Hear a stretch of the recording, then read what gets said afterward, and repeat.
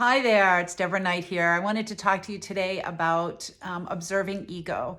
So, observing ego is something that has helped me tremendously and my clients as well as when they're in the moment, when they're in the moment of something happening and they have to literally make those split-second decisions on how they're going to behave. So, observing ego is something I learned in coach training, and it literally is when you're in an interaction with somebody. And here's the thing is that what is your default behavior? Let's say you're, a lot of times it's with a spouse or a family member and you get into these bickering and this arguing. Is the arguing, does that get you to your desired outcome? And if it doesn't, then that's when you want to step in and begin to use observing ego. So what it does is when you're in those moments, and to get into the practice is just closing your eyes and almost leaving your body and looking down at the situation. So when you're in that, sometimes it's challenging, but after a while, you get so used to it that you immediately go, okay, I'm going to watch this. I'm going to look at it. It's where the observing ego comes in, because you're actually observing the behaviors. You're actually observing the interaction and you want a different outcome than what you've been getting. So as you're watching this going down, and I hear this all the time from my clients, is that, Deborah, I say things that are coming out of my mouth and I know in my head I don't want to say them. And I'm saying to myself quietly, don't say that, but it comes out anyway.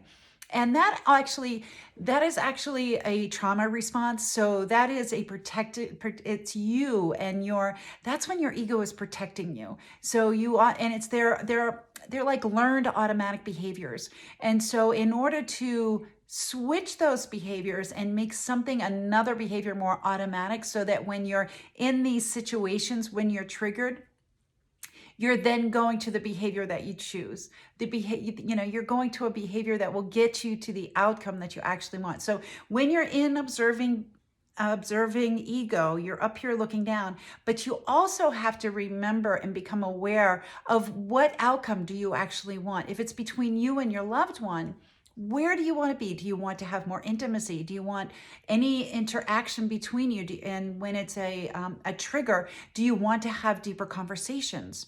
Do you want to get to a place where you're both more compassionate with one another? Do you want to get to a place where, it's the after, right? I know most of you want to have closer, more intimate, more compassionate relationships. So that's where the visualization comes in. Visualize yourself already there. And then, so this is where it gets fun.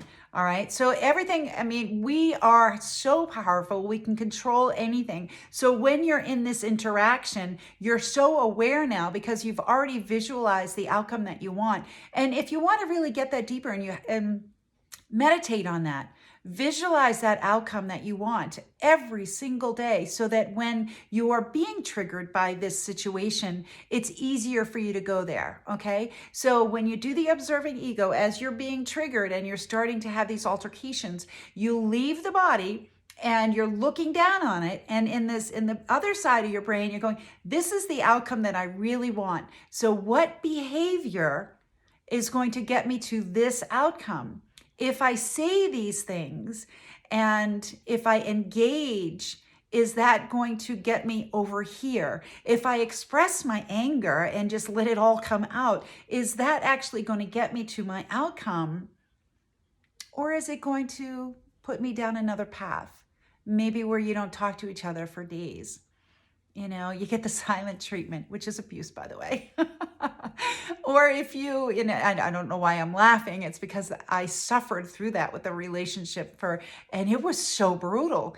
But here's the thing is that you can literally transform your relationship just simply by your own behavior. So if you no longer are reacting to whatever your beloved is doing, and you are now looking at the outcome of what you want for both of you, and you choose a different behavior. Maybe that behavior is, you know what, I understand.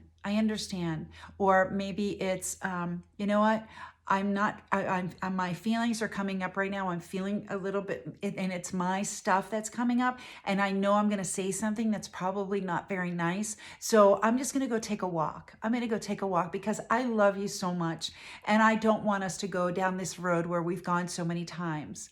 I really want us to work this out. So I'm going to go calm myself down. I'm going to go do some breathing and maybe go for a walk. We can talk about this later, and go take care of yourself so that that energy can stop that spiral, right? Again, we're talking about the spiral. So do what you can, keeping this. So imagine, just imagine, if you will, you're in an interaction, and the automatic behavior is you're both kind of getting into each other, right? And then all of a sudden one day you just say, you know what? I hear you. I hear you. I understand you.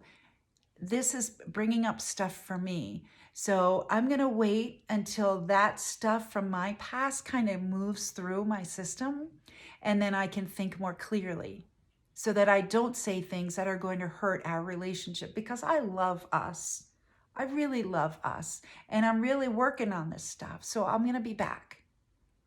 Imagine the difference. Now, if you said something like that to your partner, and when you're enraged or he's enraged or she, imagine it's very hard for people to come at something when somebody's coming at you with so much love and compassion, it almost dissolves. It dissolves those barriers. Okay, so try that. It's called observing ego. You can use this in any situation. You can use it at work, in your love relationship. You can use it with your children. It's literally you becoming more aware of your behavior and looking at it from above. It's like looking down and seeing how your behavior actually has everything to do with the outcome and where you're going. All right, I hope that helped you. If you have any questions, just reach out and let me know. Let me know how I can help you more. I love you. Bye-bye.